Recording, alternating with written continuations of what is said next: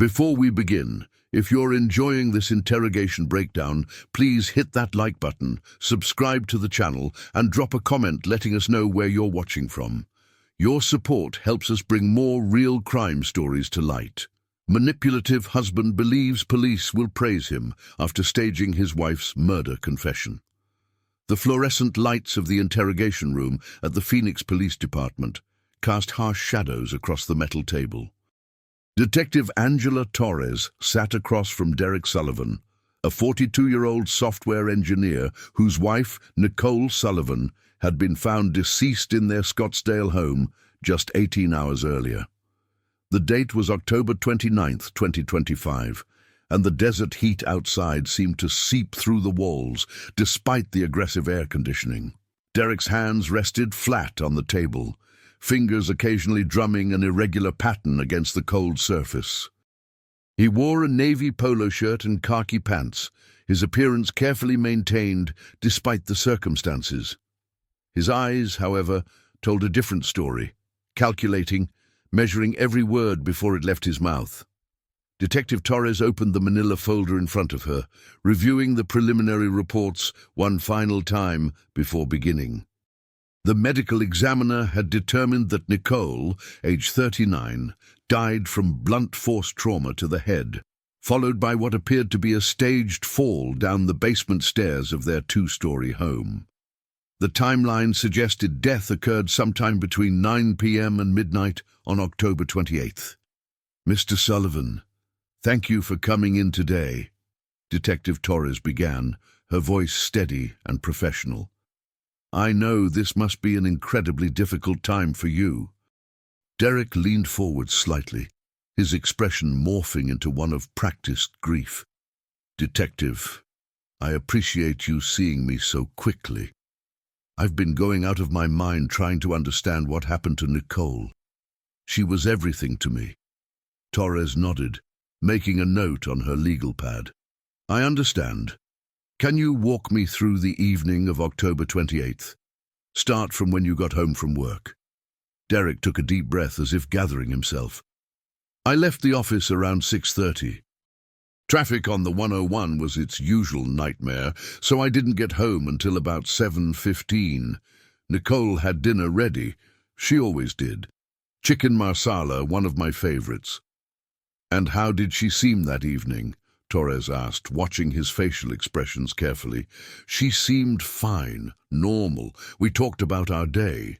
She mentioned that her sister had called, something about planning a trip for the holidays. We finished dinner around 8, cleaned up together, and then—" He paused, bringing his hand to his forehead in what appeared to be distress. "Then I went upstairs to my home office. I had a presentation to finish for a meeting the next day." "What time did you go upstairs?" "Around 8:30, maybe 8:45. Detective Torres flipped through her notes. "And Nicole, what was she doing?" "She said she was going to do some laundry. We have a washer and dryer in the basement. She also mentioned wanting to reorganize some storage bins down there." "Nicole was always organizing something." Derek's voice carried a hint of what might have been affection, or perhaps something more calculated. "When did you realize something was wrong?" Derek's jaw tightened. "I was working, completely focused on these slides for the presentation. I had my headphones on, listening to music to help me concentrate. Around 11, I realized I hadn't seen Nicole in hours. I went downstairs to check on her, called her name. When she didn't answer, I started looking around the house. And then I went to the basement." His voice dropped slightly. "The light was on. I called down, but there was no answer. When I went down—" He stopped, covering his mouth with his hand. "She was at the bottom of the stairs, just lying there. There was blood. I ran down, tried to wake her up, checked for a pulse, but she was cold. She was already gone." Detective Torres maintained her neutral expression. "What did you do next?" "I called 911 immediately. The operator walked me through checking for breathing, for any signs of life, but there was nothing. The paramedics arrived maybe 10 minutes later, but they confirmed what I already knew. My wife was dead." Mr. Sullivan, had Nicole been drinking that evening? Derek shook his head emphatically. No, Nicole rarely drank, maybe a glass of wine at dinner parties, but not at home on a weeknight. Never. Was she taking any medications that might have affected her balance or coordination? Just a daily vitamin? Nicole was incredibly health-conscious. She ran 5 miles every morning, ate organic, the whole routine. Torres leaned back in her chair. So you're telling me that your perfectly healthy, sober wife, who presumably had gone up and down those basement stairs hundreds of times, just fell? I don't know what else it could have been, Derek said, spreading his hands. It's the only thing that makes sense. Maybe she was carrying something heavy, lost her footing. The stairs are steep. We'd talked about putting in a better railing, but we never got around to it. Let's talk about your marriage. How would you describe your relationship with Nicole? Derek's expression shifted subtly, a micro-expression of irritation quickly masked by renewed sadness. We were happy. Married 14 years this past June. We had our disagreements like any couple, but nothing serious. Nothing serious, Torres repeated. Mr. Sullivan, we've been speaking with your neighbors, your colleagues, Nicole's friends. Several people have mentioned that you and Nicole had been arguing more frequently over the past 6 months. That's not, Derek stopped himself, recalibrating.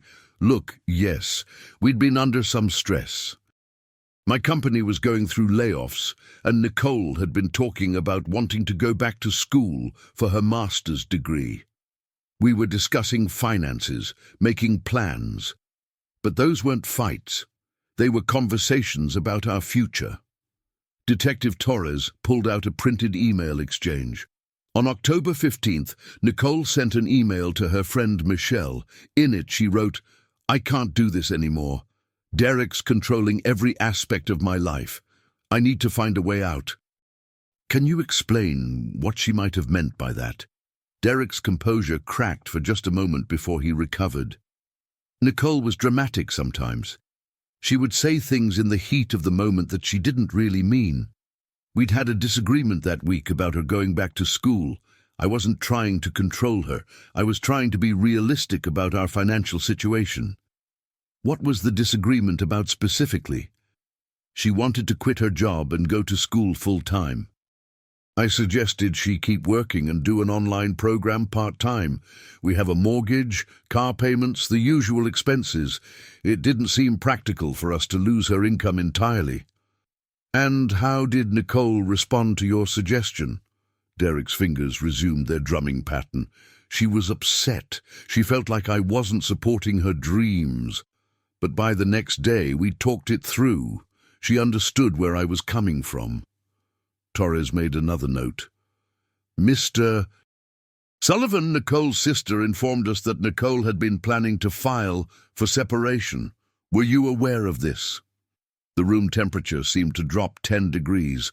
Derek's face went through a series of rapid changes, surprise, anger, confusion, before settling on bewildered hurt. That's not true. Nicole never said anything about separation. We were fine. According to her sister, Nicole had already consulted with an attorney. She had an appointment scheduled for November 2nd to discuss the division of assets. Derek stood up abruptly, his chair scraping against the floor. This is ridiculous. I came here voluntarily to help you understand what happened to my wife, and you're treating me like a suspect. Nicole fell down the stairs. It was a tragic accident. Please sit down, Mr. Sullivan, Torres said calmly. We're just trying to establish a timeline and understand the circumstances.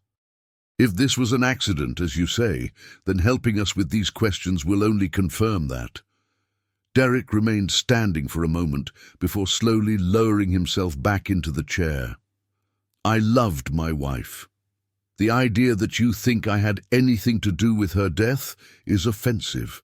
Let's go back to the evening of October 28th. You said you were in your home office from approximately 8:45 until 11. Can anyone verify that? I was alone in the house with Nicole. Obviously, no one can verify it. Did you make any phone calls, send any emails, any online activity that would show you were working during that time? Derek hesitated. I was working on a presentation offline.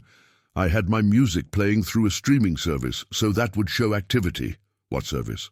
I use a premium account with an online music platform. You can check the logs if you want. Torres made a note. We will. Did you leave your office at any point during those 2.5 hours? Maybe once to use the restroom, the upstairs bathroom. You didn't go downstairs to check on Nicole. No. When I'm working on something important, I tend to get tunnel vision. Nicole understood that about me. Detective Torres pulled out another document. Mr. Sullivan, your home has a security system. According to the logs, the basement door was opened and closed 4 separate times between 9 and 11 p.m. Can you explain that? Derek's confident demeanor began to show cracks. Nicole must have gone up and down multiple times. I already told you she was doing laundry and organizing. The thing is, Mr. Sullivan, each time the door opened, it remained open for less than 90 seconds before closing again. That's not enough time to carry laundry up or down or to do any meaningful organizing. Maybe the sensor is faulty. Those systems aren't perfect. The system was installed 6 months ago and has been regularly maintained. According to your security company, it's functioning perfectly. Derek crossed his arms. I don't know what to tell you. I wasn't monitoring Nicole's movements throughout the evening. Torres leaned forward. Here's what's bothering me, Mr. Sullivan. You claim you were upstairs working, wearing headphones, completely unaware of what was happening in your house. But when we examined your computer, there's no record of you working on any presentation that evening. In fact, your computer shows that you spent most of the evening browsing life insurance policies. The color drained from Derek's face. That's not... I was researching. Nicole and I had been talking about increasing our coverage. On the night she died. It was on my mind because we discussed it earlier in the week. Detective Torres opened another section of her folder. You increased Nicole's life insurance policy 3 months ago, from 200,000 to 1 million. She increased hers to the same amount at your insistence. We wanted to make sure we were both protected. That's responsible financial planning. Except you're the sole beneficiary of Nicole's policy, while she listed her sister as the primary beneficiary of yours. Why the difference? Derek's hands balled into fists on the table. I don't remember the specifics of how we set up the beneficiaries. Nicole handled a lot of that paperwork. Actually, according to the insurance company, you personally called to verify that you were listed as the sole beneficiary on Nicole's policy. That call was made on October 20th, just 9 days before her death. Derek Sullivan's carefully constructed facade was beginning to crumble like ancient architecture. Detective Torres watched as he struggled to maintain his composure, his eyes darting around the interrogation room as if searching for an escape route that didn't exist. Mr. Sullivan, Torres continued, her voice taking on a harder edge, let's talk about the basement. When we processed the scene, our forensics team found something interesting. There were 2 distinct blood patterns, one at the bottom of the stairs where Nicole's body was found, and another at the top of the stairs. Derek's throat worked as he swallowed. I don't understand what that means. It means Nicole was struck in the head before she fell down the stairs. The blood spatter pattern at the top of the stairs is consistent with a blunt force blow. The blood at the bottom is from the subsequent fall. Maybe she hit her head on something as she fell. Torres shook her head. The angle is wrong. The forensic analysis shows that the first blow came from behind, slightly to the left side of her head. Someone struck her and then her body fell down the stairs. Derek's hands were trembling now. You're trying to make an accident sound like something it wasn't. We also found traces of blood in your home office, Mr. Sullivan, specifically on the cuff of a shirt that was in your hamper. I tried to help her. I told you I checked for a pulse, tried to wake her up. Of course there would be blood transfer. Detective Torres pulled out a photograph. This shirt was found under several other items in your hamper. According to the timeline you gave us, you were wearing different clothes when you discovered Nicole's body. This particular shirt matches what you were wearing when you left work that evening. Derek's jaw clenched. I must have changed before I went into my office. I don't remember every detail of my routine. The blood on this shirt. It's not transfer blood from trying to help Nicole. It's cast-off spatter. The kind of pattern you get when you strike someone with an object and blood flies off the weapon during the backswing. This is insane, Derek said, his voice rising. You're twisting everything to fit some narrative you've created. Let's talk about your neighbor, Patricia Donnelly. She was walking her dog around 9:15 on October 28th. She heard loud voices coming from your house, a man and a woman arguing. She distinctly heard a woman say, "I'm done protecting you." Does that ring any bells? Derek's face had gone pale. Our windows were closed. There's no way she could have heard us from the street. The slip was immediate and devastating. Torres raised an eyebrow. Us? I thought you said Nicole seemed fine at dinner and you hadn't spoken much after that. Derek realized his mistake, panic flashing across his features. I meant, we did have a brief conversation. I forgot about it. It was nothing important. What was the conversation about? I don't remember exactly. Something trivial.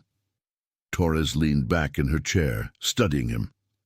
Mr. Sullivan, I'm going to be straight with you.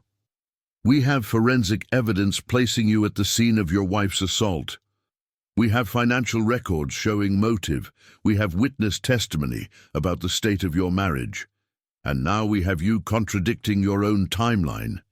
This isn't looking good for you. Derek's breathing had become rapid and shallow. I want a lawyer. That's absolutely your right, Torres said calmly. But before we go down that road, I want you to understand something. Right now, we're still trying to piece together what happened. If this was a situation that got out of hand, if you and Nicole were arguing and things escalated in a way you didn't intend, that's very different from premeditated homicide. The difference could mean decades off your sentence. Derek stared at the table, his internal struggle visible on his face. Several long moments passed before he spoke again, his voice barely above a whisper. She was going to take everything. Torres kept her expression neutral, though her pulse quickened. Tell me what happened, Derek. We were arguing. Nicole had been so secretive lately, always on her phone, always making excuses about where she was going. I thought maybe she was having an affair. I checked our credit card statements and found charges for attorney consultations. That's when I knew she was planning to leave. What happened on October 28th? Derek's hands pressed against his temples. After dinner, I confronted her. I asked her directly if she was planning to file for separation. At first she denied it, but then she looked at me with such contempt. She said she'd been miserable for years, that I was suffocating her, that she'd made a mistake marrying me. Torres remained silent, letting him continue. She said she was taking half of everything we'd built, the house, the retirement accounts, everything. I'd worked so hard for what we had.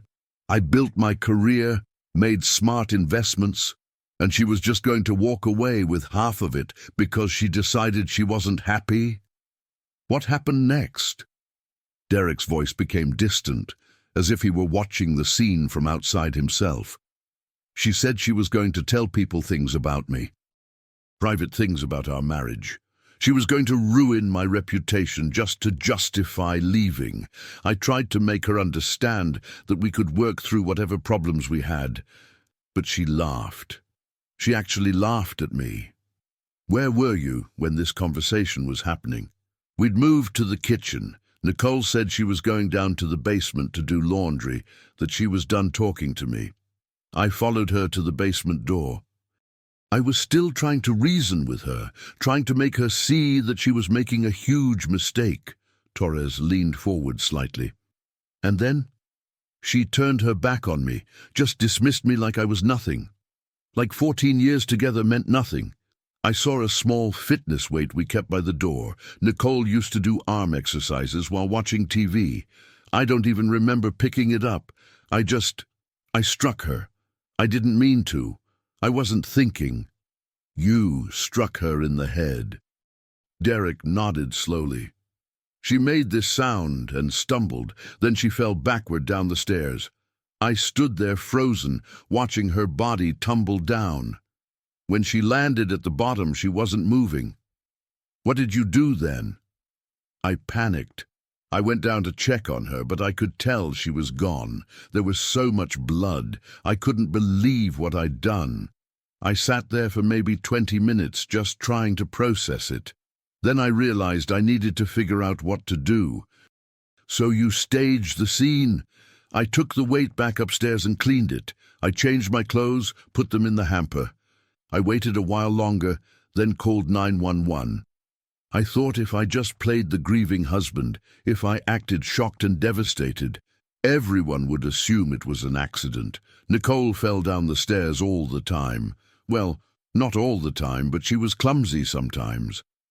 Detective Torres maintained her professional demeanor despite the disturbing confession. Why did you check her life insurance policy 9 days before this happened? Derek's laugh was hollow and bitter. You want the truth? I'd been fantasizing about her being gone for months. Every time she mentioned leaving, every time she criticized something I did, I'd think about how much simpler things would be if she just wasn't around anymore. I looked at the policy to see what I'd get if something happened to her. I told myself I was just curious, that I'd never actually do anything. But part of me was already planning it, wasn't it? The security system logs show the basement door opening and closing multiple times. What were you doing? Going up and down, trying to decide if I should move her body, trying to figure out the best way to make it look natural. I kept second-guessing myself, checking to see if there was any evidence I'd missed. I knew about cast-off Spatter from watching crime shows. I thought I'd cleaned everything up. Torres pulled out her notepad. Derek, when you called 911, you told the operator that you'd just found Nicole at the bottom of the stairs, but according to your own statement now, you waited over an hour after her death before making that call. During that time, you cleaned up evidence, changed your clothes, and rehearsed your story. I know how it sounds, Derek said, his voice breaking, but in that moment I was terrified. I'd just destroyed my entire life. I thought maybe I could salvage something from it. Did you love Nicole? Derek was quiet for a long moment. I thought I did. But looking back now, I think I loved the idea of Nicole more than the actual person. I loved having a beautiful, intelligent wife who made me look good. I loved the life we presented to the outside world, but the real Nicole, the person who had her own dreams and desires that didn't center around me. I'm not sure I ever really knew her. Why are you telling me all this now? You invoked your right to an attorney. You could have stopped talking. Derek's eyes met Torres's for the first time in several minutes. You want to know the truth? When I was sitting in that waiting room, I convinced myself that if I came in here and explained everything, if I made you understand how it wasn't really my fault, that Nicole pushed me to it, you'd see it my way. I actually thought you might tell me I did what I had to do, that you understood. Torres kept her expression carefully neutral. And now? Now I realize how delusional that sounds, but that's who I've become, isn't it? Someone who commits a terrible act and then expects praise for the explanation. Someone who takes a human life and thinks they can talk their way out of the consequences. Detective Torres stood up. Derek Sullivan, you're under arrest for the murder of Nicole Sullivan. You have the right to remain silent. Anything you say can and will be used against you in a court of law. You have the right to an attorney. If you cannot afford an attorney, one will be provided for you. As Torres read him his rights, Derek sat motionless, the weight of his actions finally settling onto his shoulders. The interrogation room door opened, and 2 uniformed officers entered to escort him to booking. Derek stood slowly, his movements mechanical. As he reached the door, he turned back to Torres. "Will my confession help at all? With sentencing?" Torres looked at him steadily. "That's not for me to decide. But Derek, you didn't confess because you felt remorse. You confessed because you thought you could manipulate the situation to your advantage. That's something a judge and jury will consider." As the officers led Derek away, Torres gathered her files and recordings. Outside the interrogation room, her partner, Detective Rodriguez, was waiting. "Got it all on tape," Rodriguez said. "Full confession. The DA is going to love this." Torres nodded, but there was no satisfaction in her expression. Another life destroyed because someone couldn't handle the idea of their partner leaving. Nicole Sullivan spent her last moments knowing the person she'd trusted for 14 years was capable of this. "You did good work in there," Rodriguez said. "It doesn't bring her back," Torres replied quietly. "Her sister is waiting to hear the outcome. Someone has to tell her that her instincts were right, that Nicole was in danger, and we couldn't protect her in time." The two detectives walked down the corridor, the harsh fluorescent lights casting long shadows behind them.